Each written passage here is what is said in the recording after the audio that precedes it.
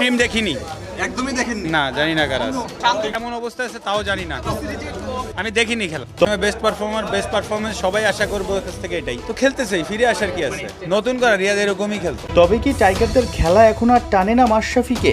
জিম্বাবুয়ের বিপক্ষে জেতা সিরিজের একটা ম্যাচও নাকি দেখেননি? এক সময়কার ক্যাপ্টেন ফ্যান্টাস্টিক জানেনই না বাংলাদেশের বিশ্বকাপ স্কোয়াডে কে কে আছেন। তবে বাংলার গ্রুপের প্রতিপক্ষ দলগুলোর নাম শুনে শান্তদেরই আপার হ্যান্ডে রাখলেন নরেল 2-এর এমপি মাশরাফি বিন মুর্তজা। টিম দেখিনি, একদমই দেখেননি? না জানি না কারা আছে। কেমন অবস্থা আছে তাও জানি না। বিশ্বকাপ স্কোয়াডের ফটো সেশনের দিনের আইকনিক ছবি। বোর্ড সভাপতি পাপনের স্নেহ ভালোবাসায় ওরা তিনজন।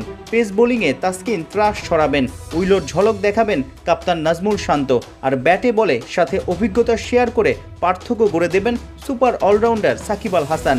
এই তিনের কাছে তেমন প্রত্যাশাই ক্রিকেট সংশ্লিষ্ট থেকে ভক্ত সবার। সাকিব সবগুলো টি-20 বিশ্বকাপ খেলেছে, সাকিবকে নিয়ে কি বলবেন? এবং রিয়াদ একটা মতো আলাদা করে তো বলার কিছু নাই, সবসময় বেস্ট পারফরমেন্স সবাই আশা করবো ওর কাছ থেকে, এটাই গত 6 মাসে যেভাবে নতুন করে নিজেকে নতুন করে রিয়াদ এরকমই খেলতো। টি-20 বিশ্বকাপে বাংলাদেশের সম্ভাবনা নিয়ে খুব একটা বেশি কথা বলতে আগ্রহ দেখাননি মাশরাফি, কারণ তিনি উপস্থিত ছিলেন বঙ্গবন্ধু আন্তর্জাতিক কাবাডি টুর্নামেন্টের প্রেস কনফারেন্সে।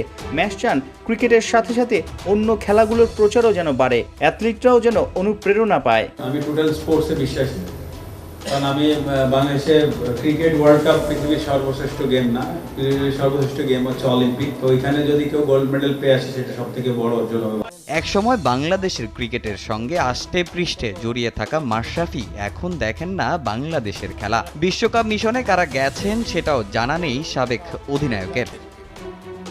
গণমাধ্যম কর্মীদের কাছ থেকে জেনে নিলেন বিশ্বকাপ স্কোয়াডে কারা আছেন। যুক্তরাষ্ট্রে থাকা দলের অনেকের সঙ্গেই দীর্ঘদিন ড্রেসিং রুম শেয়ার করেছেন নড়াইল এক্সপ্রেস। আছেন সাকিব মাহমুদুল্লাহর মতো অভিজ্ঞরা। সাকিব নবম আর মাহমুদুল্লাহ খেলবেন নিজের 8ম বিশ্বকাপ। অভিজ্ঞতায় ঋদ্ধ এই দুজনই ভরসা দিচ্ছে সাবেক অধিনায়ককে। নতুন করে রিয়াদ এরকমই খেলতো।